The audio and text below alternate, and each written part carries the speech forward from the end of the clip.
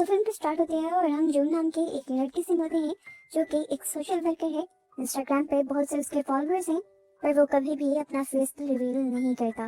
लोगों की मदद करने के लिए वो एक छोटी मोटी जॉब करता है और उसे अपनी फुल टाइम जॉब की जरूरत है।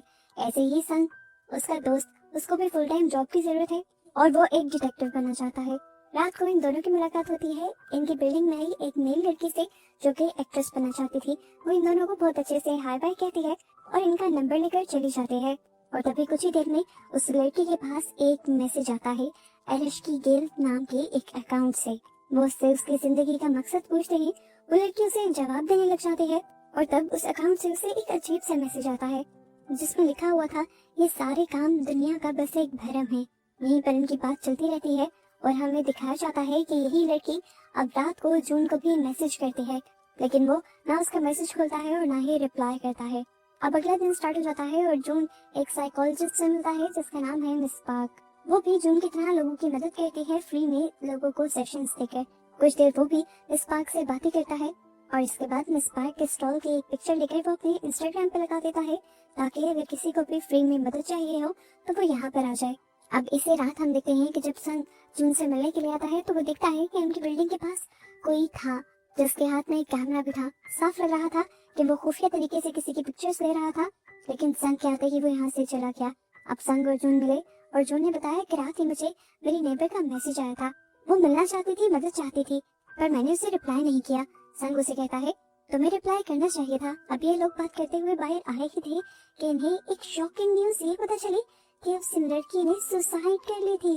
ये जानकर सबसे ज्यादा दुख जून को होता है क्योंकि अब उसे ये लगने लगा था कि उसकी नेबर की मौत उसकी वजह से हुई है। अगर वो मदद करने के लिए चला जाता तो शायद आज वो जिंदा होती। पुलिस के इन्वेस्टिगेशन के बाद वो अब अपनी नेबर के घर पे आ जाता है, उसके रूम में आ जाता है और उसके अकाउंट्स चेक करने लगता है। उसे पता चलता है कि लास्ट टाइम उसकी नेबर को एलिश गेल नाम के अकाउंट से मैसेजेस आए थे। उसने उससे बात की थी। ये मैसेजेस पढ़कर उसे साफ लग रहा था कि इन्हीं की वजह से उस लड़की ने सुसाइड की होगी। सन को भी वो ये बात बताता है कि इस अकाउंट से मैसेज आने के बाद उसने अपनी जान ले ली थी। ये लोग अब उसी अकाउंट पर मैसेज करते हैं और पूछते हैं कि आखिर तुमने हमारी नेबर के साथ किया क्या।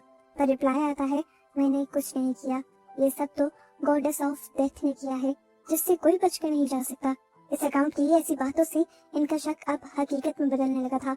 ये लोग इस अकाउंट के बारे में जाकर डिटेक्टिव को बताते भी हैं, लेकिन डिटेक्टिव जवाब में कहते हैं तुम्हारी नेबर ने सुसाइड की है, सारी पोस्टमार्टम रिपोर्ट भी आ चुकी है और इसके पीछे कोई जिम्मेदार नहीं।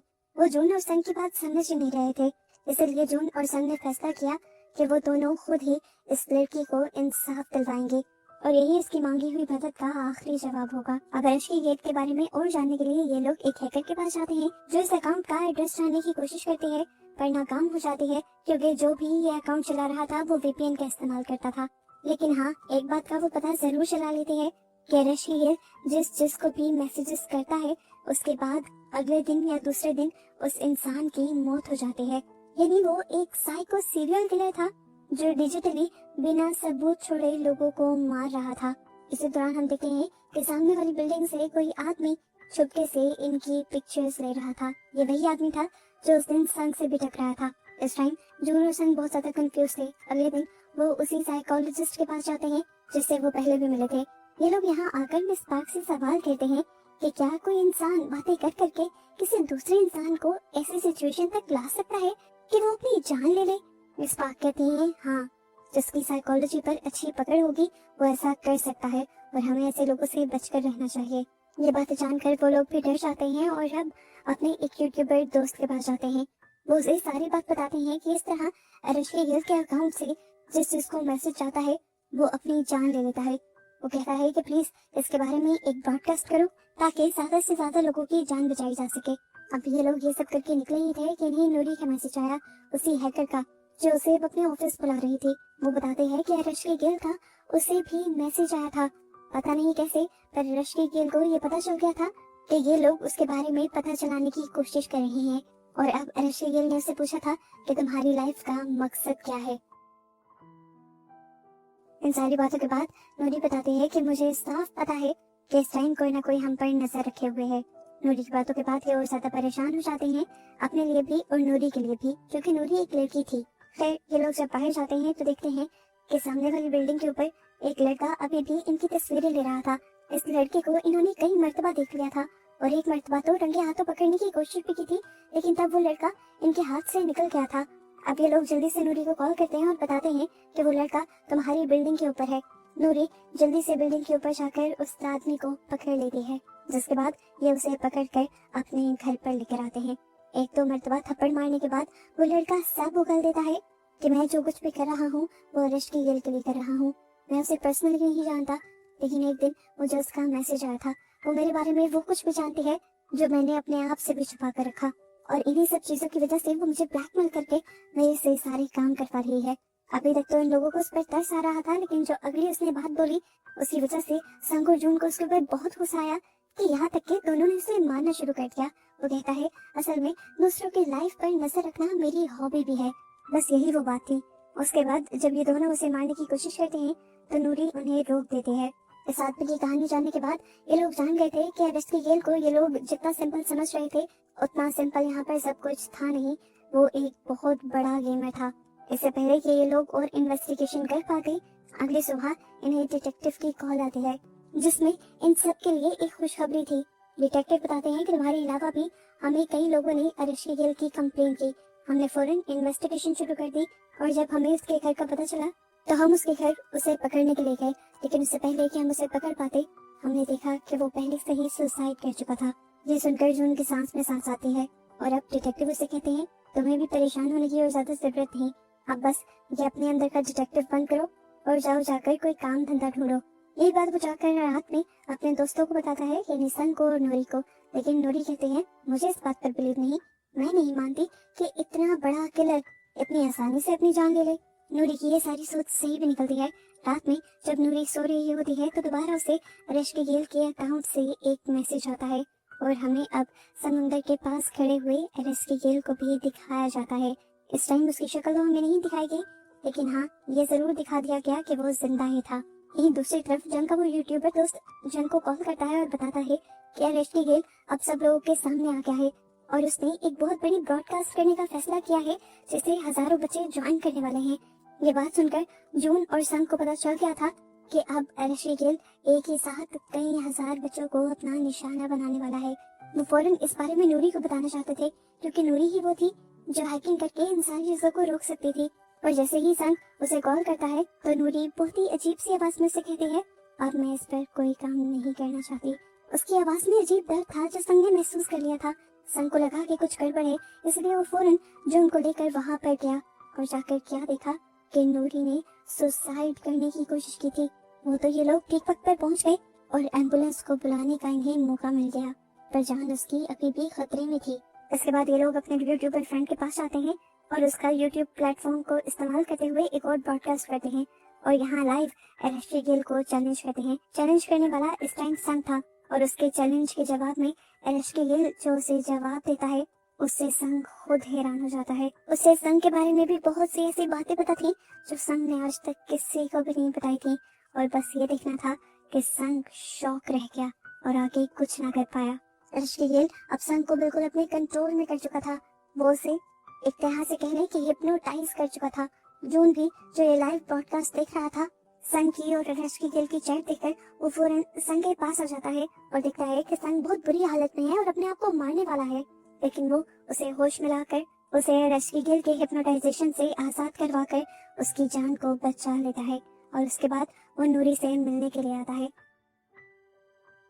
नूरी उसे बताती है कि जब मैं अरेश की गिल से बात कर रही थी तो मुझे ऐसे लगा कि जैसे किसी ने मेरी जिंदगी को कंट्रोल में ले लिया हो। उसने मेरी सोच को इतना नेगेटिव कर दिया था कि मुझे अपनी जिंदगी में किसी भी चीज का कोई मकसद नजर नहीं आया और मैं सुसाइड करने पर मजबूर हो गई।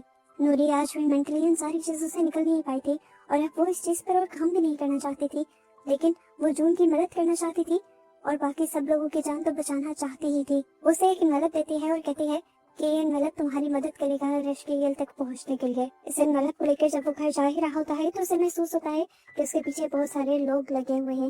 वो समझ गया था कि ये अरेश के गिल के लोग हैं जो उसे मारना चाहते हैं। इनसे बचकर जब वो भाग रहा होता है तो उसके सामने डिटेक्टिव को आ जाते हैं।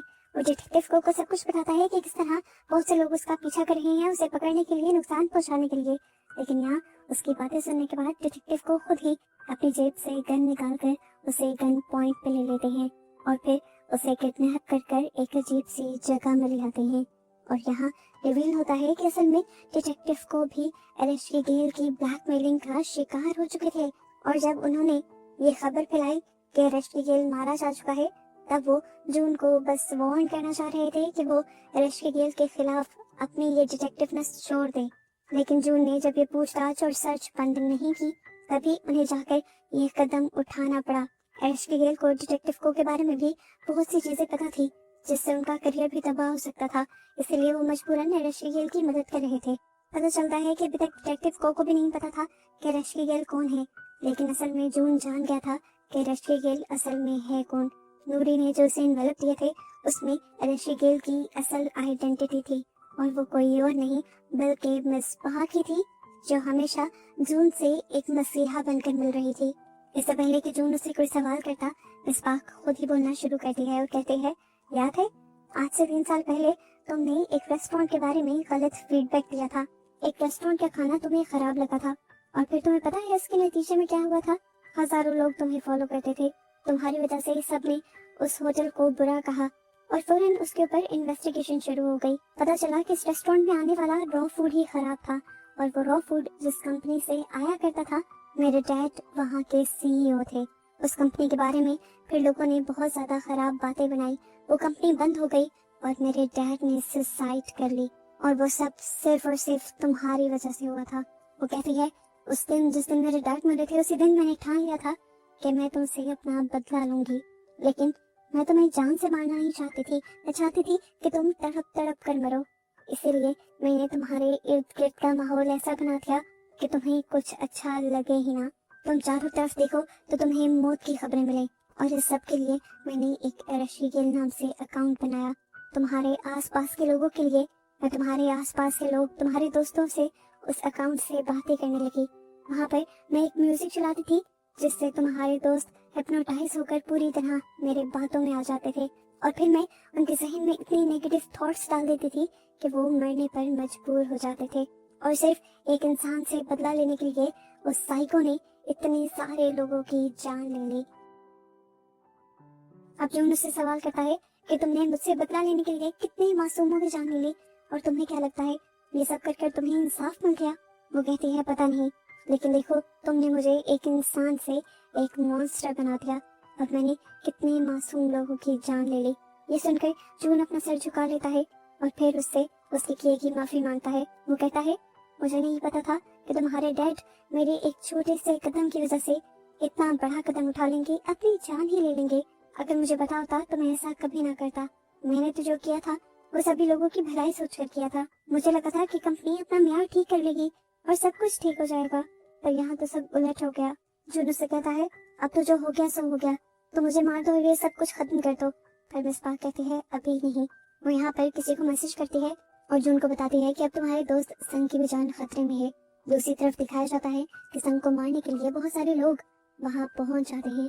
वो संग को मार मार कर जख्मी भी कर देते हैं, लेकिन इससे पहले कि वो उसकी जान ले लेते, नूरी यहाँ पर आकर उसकी जान बचा लेती है। और यहाँ हमें पता चलता है कि वो एक हैकर होने के साथ साथ बहुत अच्छी फाइटर भी थी।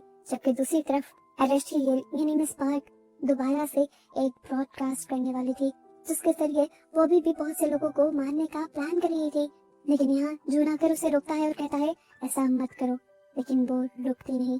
तब जून कहता है, तुम जो मर्जी करती रहो, लेकिन अब तुम्हारी ये ब्रॉडकास्ट कोई ज्वाइन नहीं करेगा, क्योंकि इस टाइम मेरी शर्ट के बटन में एक स्पाई कैम लगा हुआ था, जिससे तुमने जो कुछ भी कहा वो लाइव स्ट्रीम के जरिए सभी लोगों को पता चल गया है। तुम्हारी हकीकत अब खुल चुकी है।